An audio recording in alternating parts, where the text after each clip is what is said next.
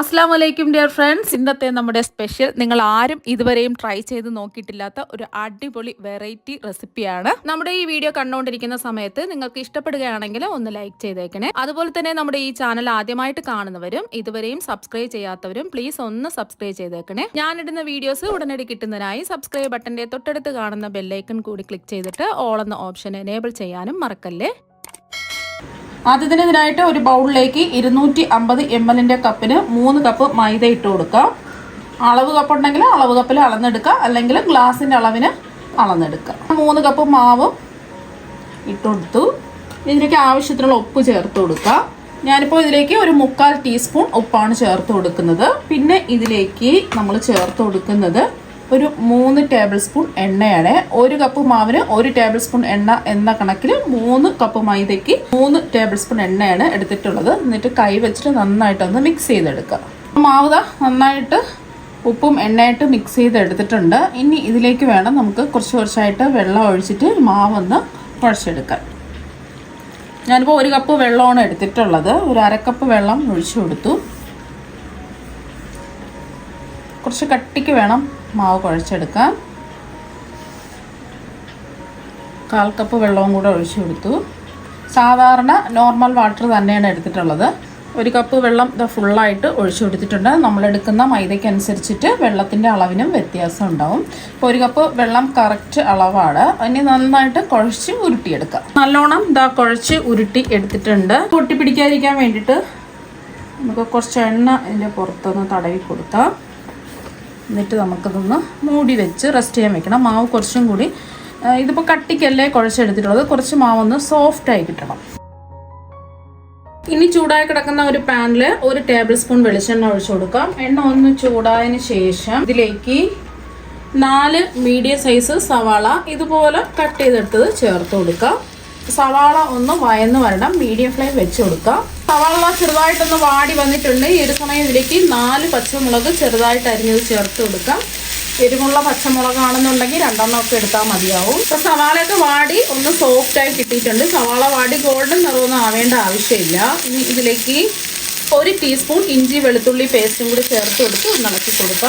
ഒന്ന് ഇളക്കി കൊടുത്തതിന് ശേഷം ഫ്ലെയിം ഒന്ന് കുറച്ച് വെച്ച് കൊടുക്കുക. ഇനി ഇതിലേക്ക് 1 ടേബിൾ സ്പൂൺ മുളക് പൊടി ചേർക്കാം. ഞാനിപ്പോൾ കാശ്മീരി മുളക് പൊടിയാണ് എടുത്തിട്ടുള്ളത്. സാധാരണ എരിവുള്ള മുളക് പൊടിയാണെന്നുണ്ടെങ്കിൽ 1 ടീസ്പൂൺ ചേർത്ത് കൊടുക്കുക. അതുപോലെ തന്നെ 1 ടേബിൾ സ്പൂൺ മല്ലിപ്പൊടിയും 1/4 ടീസ്പൂൺ മഞ്ഞൾപ്പൊടിയും കൂടി ചേർക്കാം.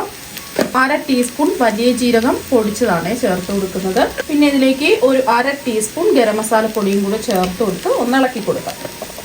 പൊടികളുടെ പച്ചമണം മാറി കിട്ടുന്നത് വരെ ഒന്ന് ഇളക്കി കൊടുക്കാം.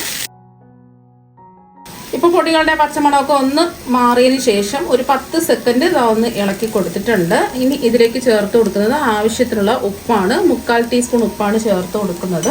എന്നിട്ട് ഒന്ന് ഇളക്കി കൊടുക്കാം. ഇനി കുറച്ചും കൂടെ ഒന്ന് സോഫ്റ്റായി കിട്ടുന്നതിന് വേണ്ടിയിട്ട് ഒരു 2 ടേബിൾ സ്പൂൺ വെള്ളവും കൂടി ഒഴിച്ചു കൊടുക്കാം. ഒരു 2 ടേബിൾ സ്പൂൺ വെള്ളവും കൂടി ഒഴിച്ചു കൊടുത്ത് ഒന്ന് ഇളക്കി കൊടുക്കാം. ഫ്ലെയിം കുറച്ച് വെച്ചിട്ട് ഒരു 2 മിനിറ്റ് ഒന്ന് കുക്ക് ചെയ്യുക. ഇടയ്ക്കൊന്ന് ഇളക്കി കൊടുക്കുക. മൂടി വെച്ച് കൊടുക്കുക. ഇപ്പോൾ ഒരു 2 മിനിറ്റ് ആയിട്ടുണ്ട്. ഇനി ഇതിലേക്ക് കുറച്ച് മല്ലിയിലയും കൂടി ചേർത്ത് കൊടുക്കാം. എന്നിട്ട് ഒന്ന് ഇളക്കി കൊടുക്കാം.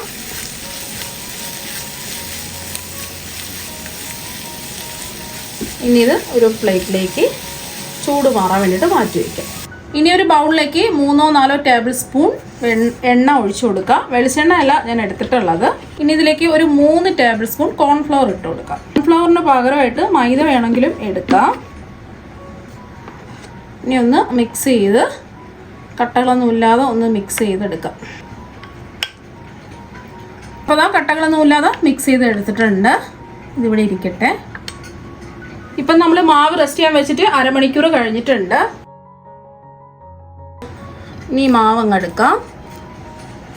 അപ്പം മാവ് കണ്ടില്ലേ, കുറച്ചും കൂടി ഒന്ന് സോഫ്റ്റ് ആയിട്ട് വന്നിട്ടുണ്ട്. ഒന്ന് നീളത്തിൽ ഉരുട്ടിയെടുക്കാം.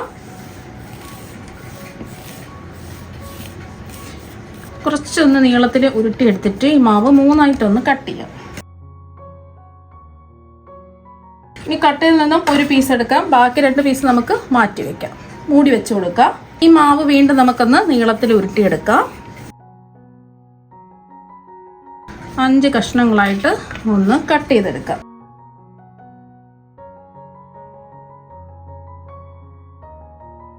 ഇനി ഈ കട്ട് ചെയ്ത മാവ് ഒന്ന് ഉരുട്ടിയെടുക്കാം. അതുപോലെ ബാക്കിയെല്ലാം ഉരുട്ടിയെടുക്കാം. അപ്പോൾ മാവ് 5 ഒരേ വലിപ്പത്തുള്ള ഉരുളകളായിട്ട് ഉരുട്ടിയെടുത്തിട്ടുണ്ട്. ഇനി ഇതിൽ നിന്നും ഒരു ഉരുള മാവ് എടുക്കാം, ബാക്കി നമുക്ക് മാറ്റി വയ്ക്കാം. ഒരു ഉരുള മാവ് നമുക്കൊന്ന് പരത്തിയെടുക്കാം. കുറച്ച് പൊടി മാവ് ഇട്ട് കൊടുക്കാം. മാവിൻ്റെ എല്ലാ ഭാഗത്തും മൈദ ആക്കുക, എന്നിട്ട് പരത്തിയെടുക്കാം.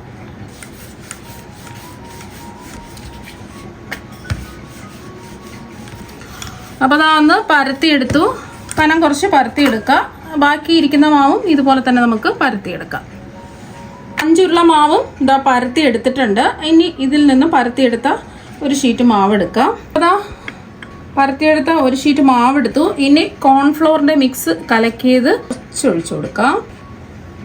എല്ലാ ഭാഗത്തും കൈ കൊണ്ട് ആക്കി കൊടുക്കുക.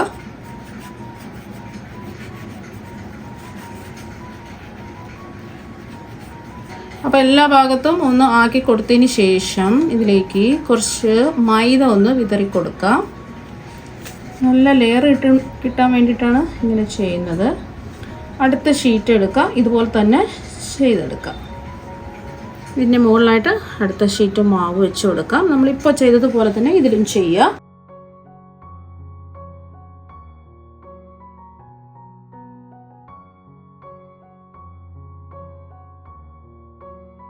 അടുത്തതും ഇതുപോലെ തന്നെ ചെയ്തിട്ടെടുക്കാം.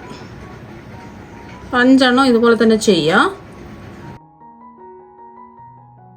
ലാസ്റ്റിലത്തെ ഷീറ്റ് മാവ് വെച്ചെടുത്തു.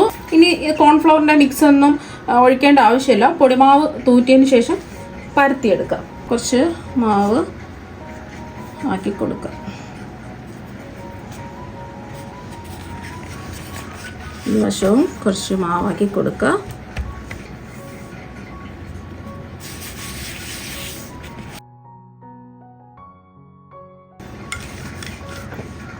ഇനി ഇതൊന്ന് പരത്തിയെടുക്കാം. ഒരു റെക്റ്റാങ്കിൾ ഷേപ്പിൽ പരത്തിയെടുക്കാം. കുറച്ച് കനത്തിൽ വേണം പരത്തിയെടുക്കാൻ.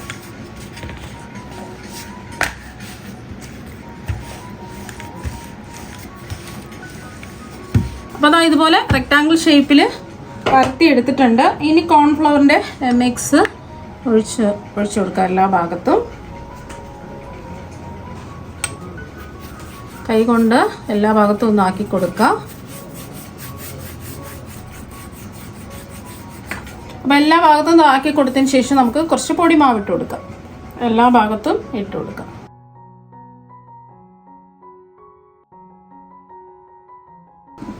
മൈദ ഇട്ട് കൊടുത്തതിന് ശേഷം ഇതുപോലെ 2 വശവും ഒന്ന് മടക്കിയെടുക്കുക.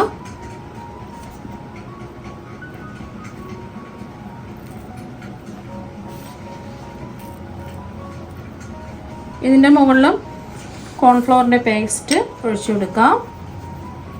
എല്ലാ ഭാഗത്തും ആക്കി കൊടുക്കുക. ഇതിൻ്റെ മുകളിലും നമുക്ക് കുറച്ച് മൈദ ഒന്ന് വിതറി കൊടുക്കാം.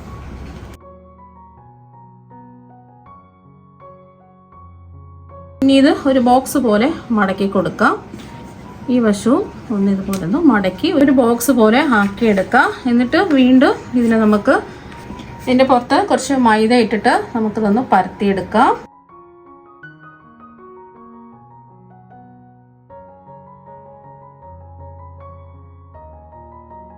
ഒരു റെക്റ്റാങ്കിൾ ഷേപ്പിൽ തന്നെ പരത്തിയെടുക്കുക. കുറച്ച് കനത്തിൽ തന്നെ പരത്തിയെടുക്കുക. ഈ ഒരു ഷേപ്പിൽ പരത്തിയെടുത്തിട്ടുണ്ട്. ഇനി ഈ പരത്തിയെടുത്ത ഷീറ്റ് ഒരു പിസ്സ കട്ടർ വെച്ചോ ഒരു കത്തി വെച്ചിട്ടോ സൈഡെല്ലാം ഒന്ന് കട്ട് ചെയ്ത് മാറ്റാം.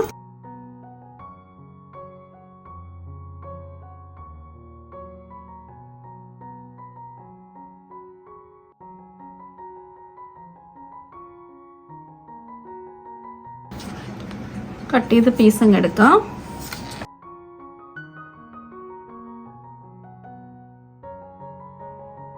എല്ലാ വശവും കട്ട് ചെയ്തെടുത്തതിന് ശേഷം നമുക്ക് ഇത് 3 ആയിട്ട് ആദ്യം ഒന്ന് കട്ട് ചെയ്യാം.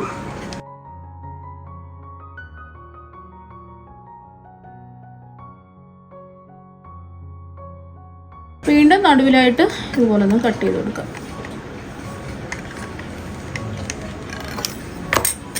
ഇനി നമ്മുടെ ഉള്ളി വഴറ്റി വെച്ചില്ലേ, അത് കുറച്ച് വെച്ച് കൊടുക്കാം. ഈ ഒരറ്റത്ത് വെച്ച് കൊടുക്കുക. എന്നിട്ട് ഒരു മുട്ടയുടെ പകുതി മുറിച്ച് വെച്ച് കൊടുക്കാം. എല്ലാത്തിനും ഇതുപോലെ ഫില്ലിങ് വെച്ച് കൊടുക്കുക. ഒരറ്റത്ത് വെച്ച് കൊടുക്കുക.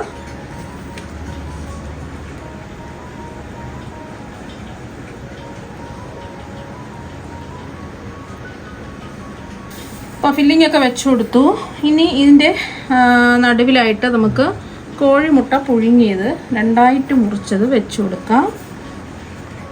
ഇതിൻ്റെ മുകളിലായിട്ട് ഇങ്ങനെ വെച്ച് കൊടുക്കുക. ഇതിൻ്റെ മുകളിലായിട്ട് ഇങ്ങനെ വെച്ച് കൊടുക്കുക. എല്ലാം കോഴിമുട്ട ഇതുപോലെ വെച്ച് കൊടുക്കാം. ഒന്നും പോക്കാം ഇനി ഈ ഒരറ്റത്തുണ്ടല്ലോ, ഓരോന്നിൻ്റെയും എല്ലാ വശത്തും കുറച്ച് വെള്ളം കൈ കൊണ്ട് നനച്ച് കൊടുക്കുക. ഇങ്ങനെ ആദ്യം ഒരെണ്ണം ഇങ്ങനെ എല്ലാ ഭാഗത്തും നനയ്ക്കുക. എന്നിട്ട് ഇതുപോലെ ഒന്ന് പ്രസ് ചെയ്ത് ഒട്ടിച്ച് കൊടുക്കുക. ഇതുപോലെ ഒന്ന് പ്രസ് ചെയ്ത് ഒട്ടിച്ച് കൊടുക്കുക. എല്ലാ വശവും ഈ ഒരു വശവും ഈ ഒരു വശവും ഇതുപോലെ ഒട്ടിച്ചു കൊടുക്കുക. ഈ ഒരു രീതിക്ക് റെഡിയാക്കി എടുക്കുക ബാക്കിയെല്ലാം. അപ്പോൾ ഇതുപോലെ ബാക്കിയെല്ലാം നമുക്ക് റെഡിയാക്കി എടുക്കാം. ഇത് ചൂടായി കിടക്കുന്ന എണ്ണയിലേക്ക് ഓരോന്നായിട്ട് ഇട്ട് കൊടുക്കാം. ഞാനിപ്പോൾ ഒരു 4 ഇട്ട് കൊടുത്തിട്ടുള്ളത്. ഒരു വശം ഒന്ന് മുരിഞ്ഞ് വരുന്ന സമയത്ത് തിരിച്ചിട്ട് കൊടുക്കാം.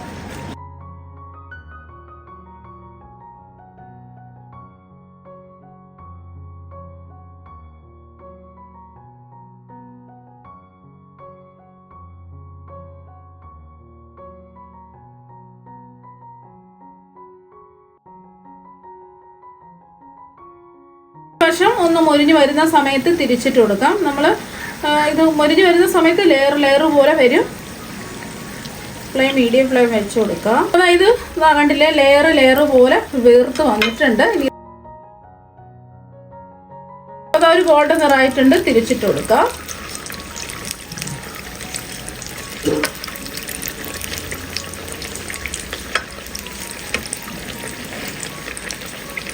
ഈ വശവും നല്ലതുപോലെ ഒരു മൊരിഞ്ഞും ഗോൾഡൻ നിറാവണം. അപ്പോൾ 2 വശവും നല്ലതുപോലെ മൊരിഞ്ഞ് നല്ലോണം ലെയറുകളായിട്ട് വന്നിട്ടുണ്ട്. ഇനി നമുക്ക് എണ്ണയിൽ നിന്നങ്ങ് കോരി മാറ്റാം.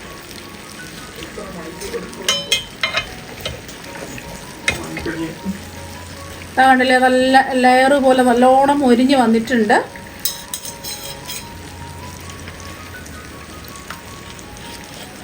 ബാക്കിയിരിക്കുന്നതും ഇതുപോലെ തന്നെ നമുക്ക് ഫ്രൈ ചെയ്തെടുക്കാം. അത് ഫ്രൈ ചെയ്തെടുത്തിട്ടുണ്ട്. അപ്പോൾ കണ്ടില്ലേ, നല്ല ലെയർ പോലെ ഇരിക്കുന്നത്.